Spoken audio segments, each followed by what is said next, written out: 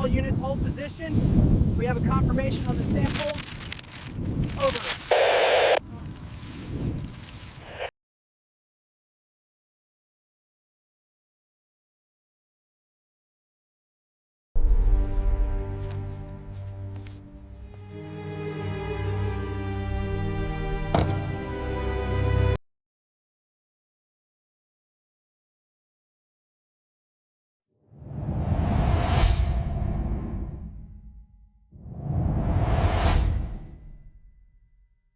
It started as the kind of case that terrifies detectives the most.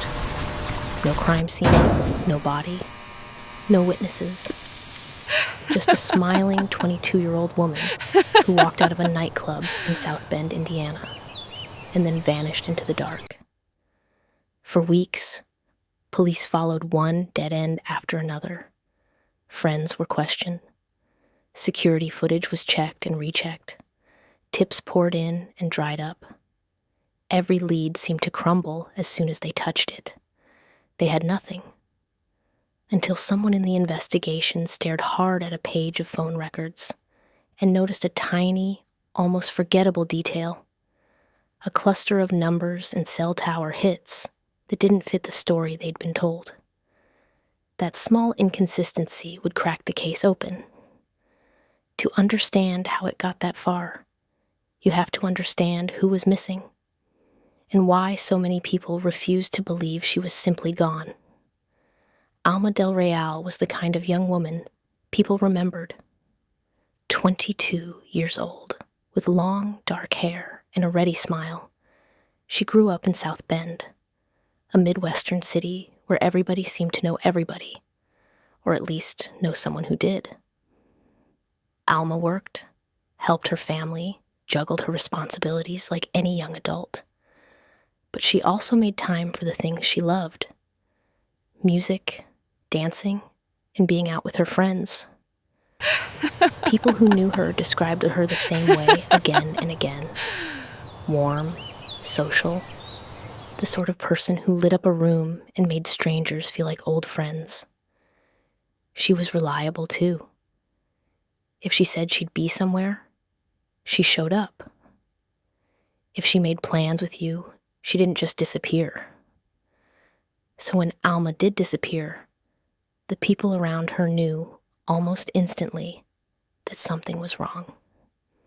It was April 2015. South Bend was just pulling out of winter, the air still cool at night, but no longer bitter. On the evening before she vanished, Alma got ready like countless other young women in the city, doing her hair and makeup, picking an outfit, texting friends. They were heading to Studio Rumba 305, a popular Latin nightclub. It was the kind of place where you went to dance, to forget the work week, to lose yourself in music for a few hours. For Alma, it was familiar territory. She'd been there before. She knew the staff. It was a safe space in her mind, loud, crowded, but surrounded by people she recognized. Inside, the night unfolded in the way nights like that usually do. Music, laughter, drinks, photos, people coming and going, weaving between tables, gathering in small groups on the edges of the dance floor. At some point in the early morning hours, the crowd began to thin as the night wound down and closing time approached. The last confirmed images of Alma show her leaving the club in those hours before dawn. She wasn't stumbling out alone. She wasn't getting into a random stranger's car. According to investigators, she left Studio Rumba with someone she knew and trusted, a man named Alberto Cruz. Cruz wasn't a mysterious figure out of nowhere. He moved in some of the same social circles, someone Alma had been around before. Not a long-term boyfriend or ex, not a stranger who appeared out of the blue, but an acquaintance she felt comfortable enough with to accept a ride home.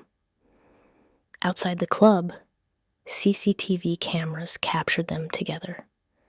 In stills released later, you can see them walking away from the entrance, the neon glow behind them fading as they head towards his vehicle.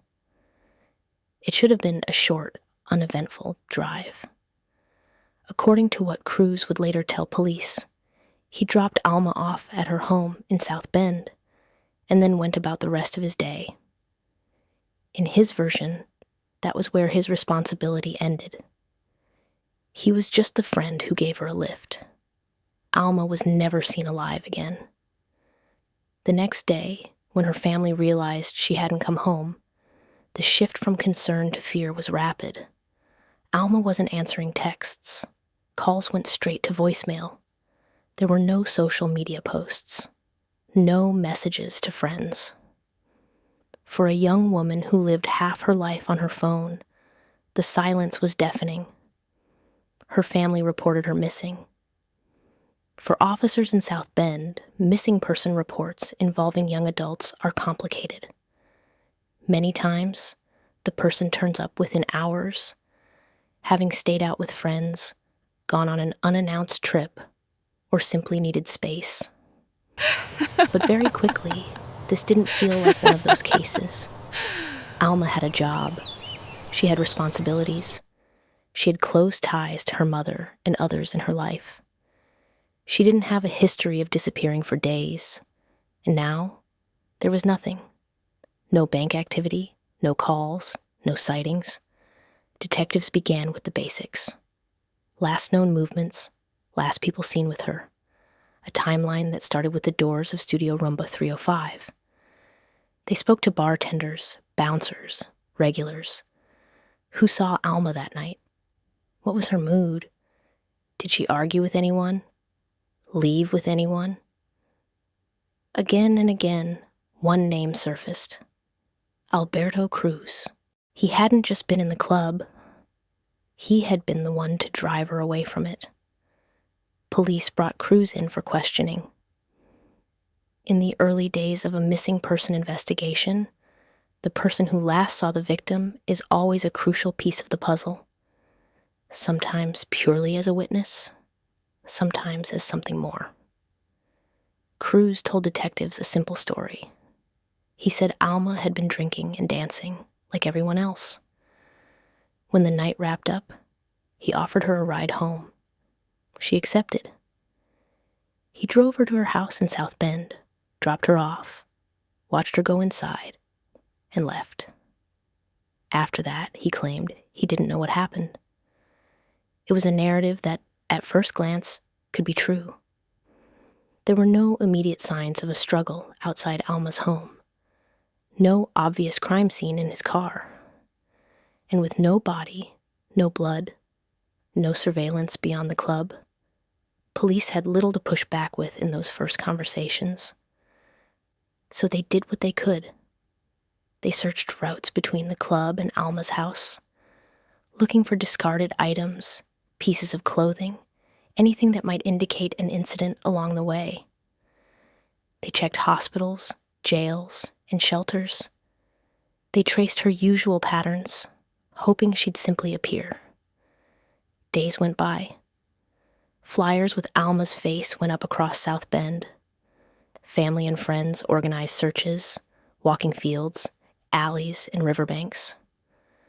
Local news stations ran segments on the missing 22-year-old, appealing for information. Tips trickled in, possible sightings, people who thought they might have seen her at a store, on a roadway, at a gas station. Each one had to be checked. One by one, they were ruled out.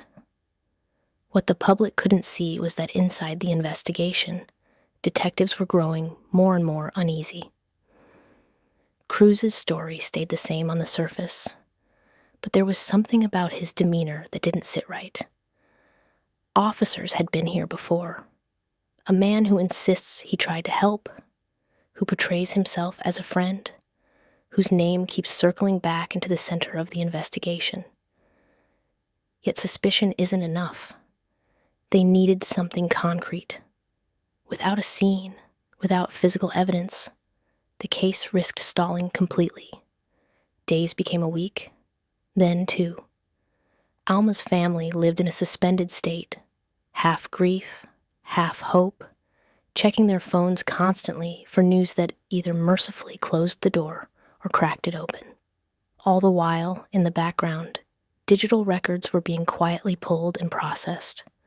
Phone logs, text histories, data from cell towers around South Bend.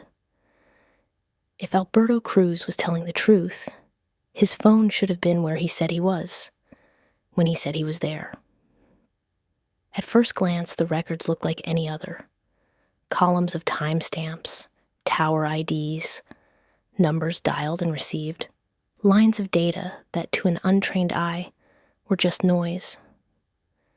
But buried in that noise was the tiny detail that would change everything. To an investigator who had spent years reading those kinds of records, the pattern started to jump out. Alberto Cruz had told police that after leaving Studio Rumba, he drove Alma straight to her home in South Bend, dropped her off, and then returned to his own place. The whole thing, by his account, was routine and local, a closed loop within the city. The phone records disagreed. When detectives mapped the cell tower hits from Cruz's phone onto an actual map, the dots didn't form a simple line between the nightclub, Alma's house, and his address. Instead, in the crucial hours after they were seen together, his phone was in motion along a very different route. Instead of staying within South Bend, his device had reached out to towers south of the city. Tiny radio handshakes with masts near rural roads. Pings far beyond what you would expect if he had only taken her home and gone to bed. On their own, those tower connections were easy to miss. Just a handful of records in a sea of routine activity. But once someone in the investigation circled them in red and traced them onto a map, they told a different story. Cruz hadn't simply gone home. He had driven out of town in the direction of Marshall County. The investigators didn't rush to judgment. There are always possible explanations. Maybe he gave someone else a lift. Maybe he went for a late-night drive. Maybe he visited another friend and hadn't wanted to admit it for personal reasons. So they did what they always do when a detail doesn't match. They brought him back in. In the interview room, detectives laid out their questions more precisely this time. They went through the timeline minute by minute. When did you leave the club? Where did you go first? Which route did you take? Did you stop anywhere? Are you sure you went straight home? At first, Cruz clung to his original version. He insisted he had driven Alma to her house, watched her go to the door, and then left. He suggested that the phone records must be wrong, or that he didn't remember every turn he took, or that maybe his phone had been on when someone else used his car. But the more they pressed, the more his account began to shift at the edges. Maybe he had stopped for food, he said. Maybe he had taken a slightly longer way round. Maybe he had gone for a drive afterwards to clear his head. Details that had been certain in the first interview suddenly became hazy. Detectives are trained to listen not only to what someone says, but to how their story changes when confronted with specifics. A true memory might be incomplete, but it tends to be consistent. A lie, built on the fly to cover a truth, will often start to fray as the questions get closer. Alongside the phone records, investigators looked at CCTV from roads in and out of South Bend, from nearby businesses, from traffic cameras.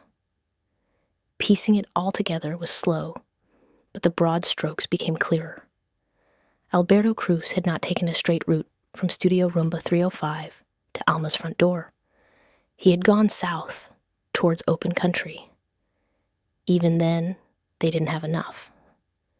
Cell tower evidence could show where a phone was roughly located, but not precisely what happened there. There was still no body, no crime scene, nothing tying Cruz to an actual act of violence. Meanwhile, the search for Alma continued. Volunteers fanned out again and again, scouring ditches, wooded patches, riversides. Police used helicopters and dogs where they could. Social media campaigns kept her face in the public eye. Every new rumor, a bag found by a riverbank, a car seen abandoned near a field, kicked off another frantic scramble that ended in disappointment. People reported possible sightings of Alma in other cities, petrol stations, supermarkets. Detectives followed up, only to find, time and again, that it was someone else. As the days stretched into weeks, the chances that she was alive grew thinner by the day. Her family lived in a limbo that no one envies. They still cooked the meals she liked. They still checked her bedroom, still glanced at the front door every time a car pulled up outside. But they also sat through every police briefing, every grim update that contained more questions than answers. In the press, some commentators wondered whether she might have run away or left to start a new life somewhere else. Those who actually knew her rejected that immediately. Alma wouldn't have left without her car, her money, her phone. She wouldn't have vanished without a single word to her mother, to the friends she messaged daily. In the squad room, detectives kept returning to the same whiteboard, the same cluster of facts. Last seen leaving the club with Cruz. No trace of her phone afterwards. His car traveling south into Marshall County in the early hours. His explanations bending to fit each new piece of evidence they presented. It was the combination of that tiny digital inconsistency and the sheer absence of any other plausible suspect that finally shifted the tone of the investigation. Alberto Cruz was no longer just a helpful acquaintance who happened to be the last person to see Alma. He was now the primary focus of a possible homicide inquiry. Behind the scenes, prosecutors were brought in earlier than usual to review the evidence as it developed. They, too, could see both the potential and the problems. Circumstantial cases can be powerful, but they have to be built carefully, especially when there is no body. Then, weeks after Alma's disappearance, the situation changed again. The pressure on Cruz had not let up. Search warrants had been executed. His car had been examined and re-examined. His phone, his records, his routines, all of it under a microscope. People around him had been questioned, asked about his behavior, his mood, anything strange in the days after Alma vanished. At some point in that grinding process, his story shifted in a much more significant way.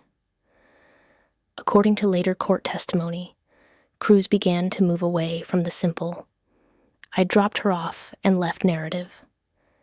Instead, he floated new explanations, versions in which Alma had come to harm accidentally, in which drugs or a sudden medical crisis were to blame, in which, panicked and frightened, he had made terrible choices afterwards. Even then, he did not give a straightforward confession to murder. He hedged, minimized, framed himself as a man overwhelmed rather than as an aggressor. Yet buried beneath those self-protective layers was one crucial admission. He knew where Alma was. It is one thing for detectives to suspect a man is lying. It is another for that man to lead them out of the city, down rural roads, and into the kind of landscape where bodies are hidden. On a gray day, weeks after she vanished, officers drove with Cruz into Marshall County, south of South Bend.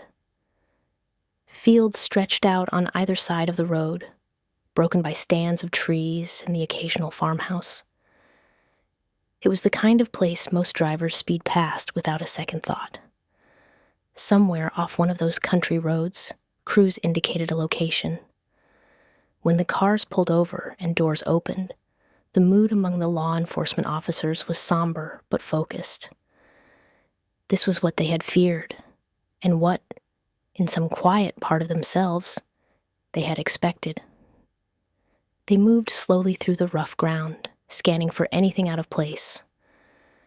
Disturbed earth, torn fabric, the unnatural curve of something that should not be there. They found her.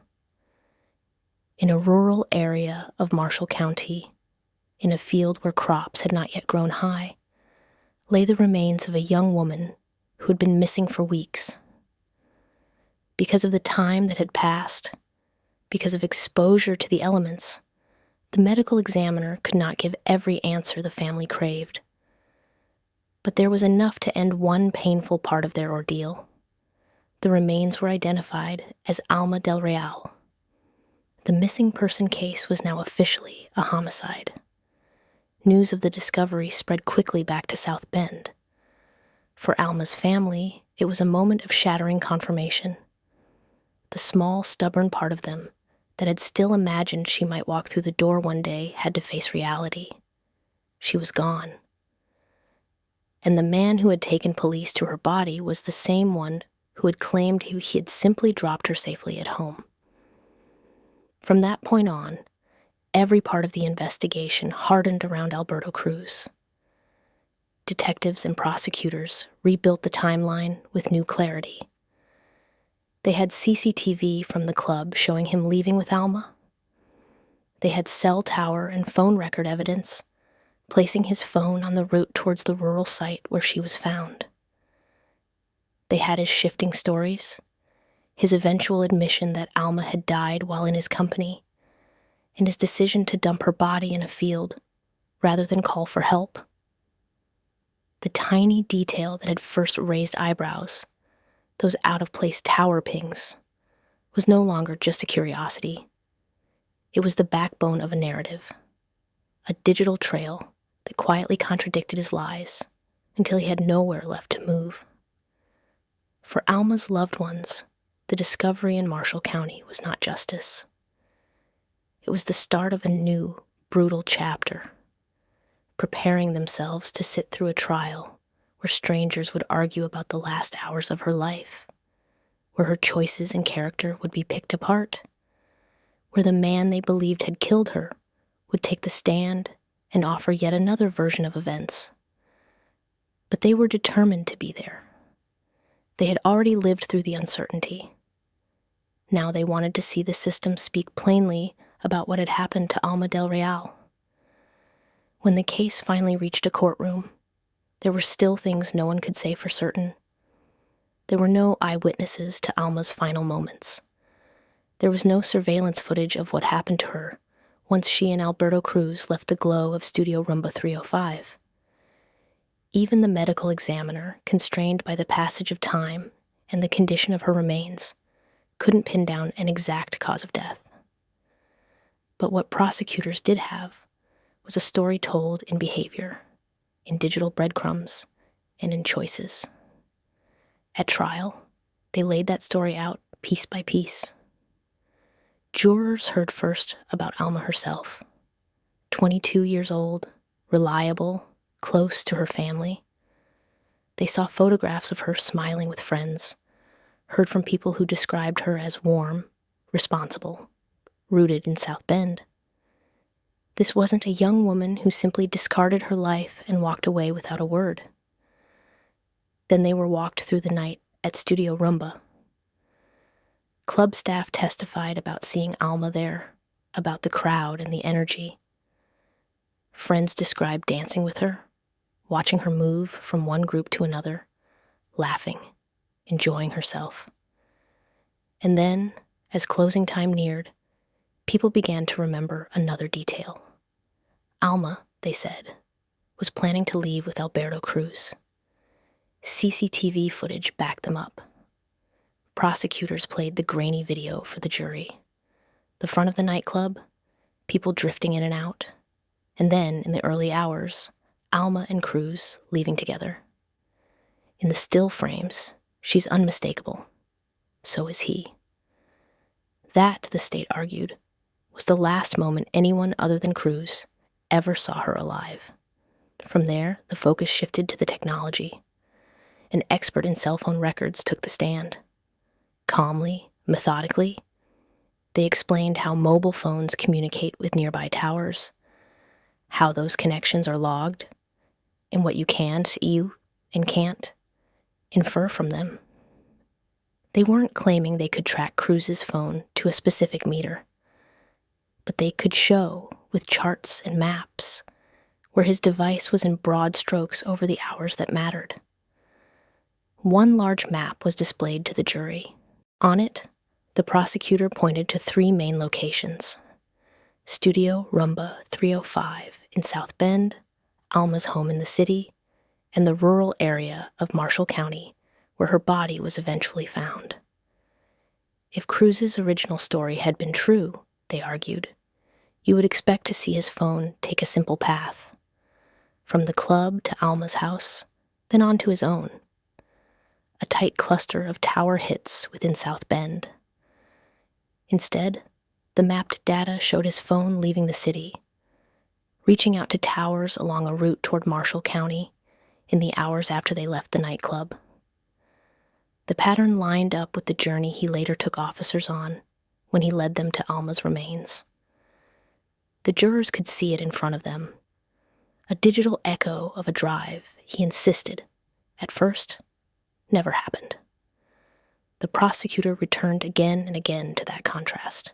Cruz's words versus the phone records, his initial version versus the revised ones, the simple claim, I dropped her off at home, versus the fact that Alma's body had been found miles away in a field he had directed police to. In cross-examination, the defense tried to chip away at the certainty of the technology. Couldn't towers sometimes be overloaded, causing a phone to connect to a farther mast? Couldn't a phone in one place occasionally ping off a nearby tower rather than the closest one? The expert acknowledged the limits. This wasn't GPS, they said. It wasn't a pin on a map showing a single exact point. But even accounting for those margins, the overall picture was clear. This phone, Alberto Cruz's phone, had not remained within South Bend during the critical window. It had traveled roughly along the path to Marshall County and back. Jurors then heard about the discovery of the body. Officers described the day they drove with Cruz out into the countryside. They recounted his directions, the way he indicated where to stop, and the moment he guided them to the site where Alma lay. It was, in many ways, the most devastating part of the state's case. You can argue about how someone died when a medical examiner has limited information. You can debate the meanings of phone records and tower maps. But it is much harder to explain why an innocent man, a man who insisted he had only dropped Alma off safely, would know the exact location of her body in a remote field weeks later. Cruz's own changing statements filled in more of the gaps. Detectives and an investigator took the stand to tell the jury what he had said in his different interviews. In the beginning, there was the clean version: club, drop-off, home, ignorance. Later, under pressure, the story shifted. Now Alma had died, according to him, in some kind of tragic accident or medical collapse. He claimed he had panicked, that fear of not being believed drove him to load her into his vehicle and drive out of town to hide her. He insisted he hadn't intended to kill her. He presented himself as a man who had made a terrible, cowardly decision after an unforeseen crisis, not as a murderer. The prosecutor pointed out the obvious. There was no 911 call, no attempt to get her to a hospital, no honest explanation offered to her family. Instead, there was concealment, lies, the calculated dumping of a body in a place he thought no one would ever find. An accident, the state argued, might explain a single bad choice in a moment of shock. It did not account for weeks of deception, for the effort to construct an alibi, for the repeated insistence that he had left her safely at home. Throughout the trial, Alma's family sat just a few feet away, hearing their daughter described in clinical, often painful terms. They heard lawyers talk about decomposition, about what could and couldn't be proved about her final moments. They saw photographs they had prayed they would never have to see. But they also saw the pieces of the case locked together around the man in the dock. Cruz, for his part, chose to testify. It was a decision that can make or break a defendant. On the stand, under oath, he told the jury his newest version, that Alma had somehow died without intent on his part, and that his actions afterwards were driven by panic and confusion. He repeated that he had never meant for any of this to happen. Under cross-examination, prosecutors methodically walked him back through every previous statement he had made. Why did you tell police you dropped her off at home? Why did you stick to that story, not just once, but multiple times? Why didn't you call 911 if she collapsed? Why did you drive her out of the city in the middle of the night, rather than taking her to a hospital a few minutes away? Why did you leave her in a field and say nothing to anyone? With each question, the gap widened between his claimed panic and the deliberate acts that followed. The jurors watched not only his words, but his body language. The hesitations, the contradictions, the small adjustments as he tried to reconcile the irreconcilable. By the time the evidence was complete and both sides had made their closing arguments, the core choices facing the jury were stark. They didn't have to answer every mystery. They didn't have to know the precise second Alma's life ended, or the exact mechanism of her death. What they had to decide was simpler and heavier. Did they believe that she died accidentally in Cruz's company, and that everything he did afterwards, the lies, the body in the field, the weeks of silence, were the panicked reactions of an innocent man? Or did the pattern of his behavior, the digital trail of his movements, and his repeated dishonesty point to something darker? When the panel retired to deliberate, Alma's family were left in a familiar sort of waiting, different from, but echoing the weight they had endured when she was first missing. This time, at least, they knew where she was. What they didn't know was whether the law would recognize what they already believed, that she had been murdered. The jurors were out for only a short time. For Alma's family, sitting on hard benches outside the courtroom, every minute stretched. They watched lawyers walk past, heard distant footsteps echo off the corridor walls, tried not to read too much into how long it was taking. Quick verdicts can mean anything, so can long ones. Then the bailiff's voice cut through the low murmurs. The jury had reached a decision. Everyone filed back into the courtroom. The atmosphere was thick, quiet, expectant, laced with the weight of what was about to happen. Alma's family sat together, gripping hands, trying to steady their breathing. On the other side, Alberto Cruz returned to his seat at the defense table. He looked smaller somehow than he had at the start of the trial, the certainty and front stripped away by weeks of testimony. The jurors took their places, eyes fixed straight ahead. The judge asked the standard questions. Had they elected a foreperson? Had they reached a unanimous verdict? Yes. Yes. In that moment, the small sounds of the room, a cough, a shuffled paper, the distant hum of an air vent, seemed almost painfully loud. On the single count of murder, how did they find the defendant, Alberto Cruz, guilty? The word struck the room with a kind of finality. Alma's relatives let out the breaths they had been holding. Some cried quietly. Others stared straight ahead, as if their bodies hadn't yet caught up to what their ears had heard. Cruz sat motionless, eyes forward, as if disconnected from his own sentencing.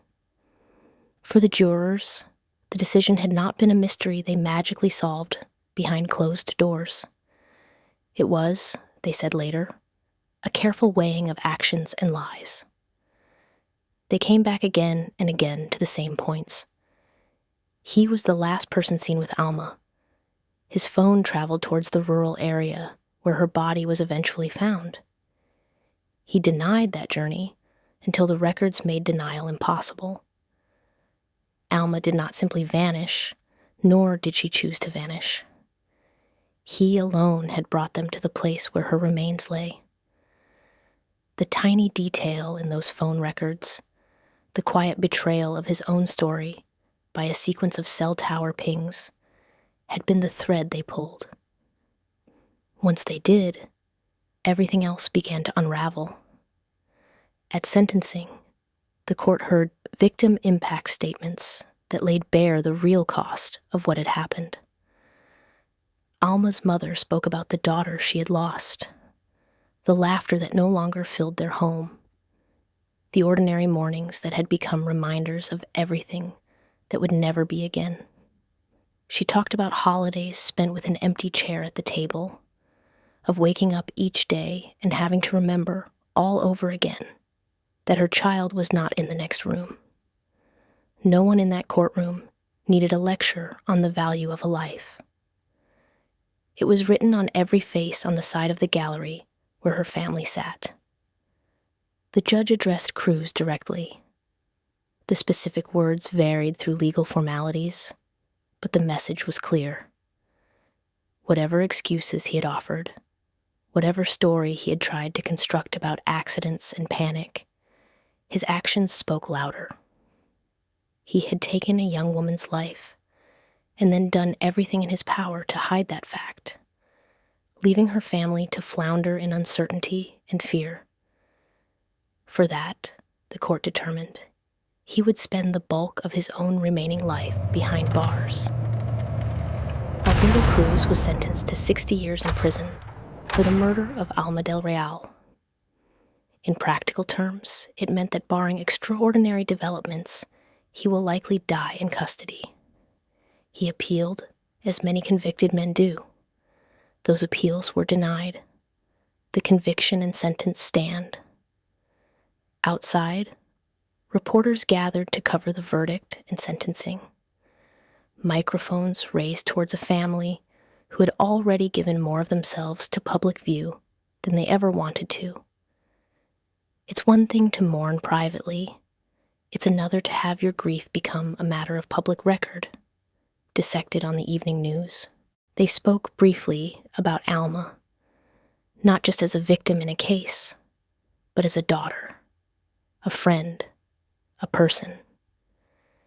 They thanked the community that had searched, donated time, shared her missing posters, and they thanked the detectives and prosecutors who had refused to shelve the file when it looked like there was nothing to go on.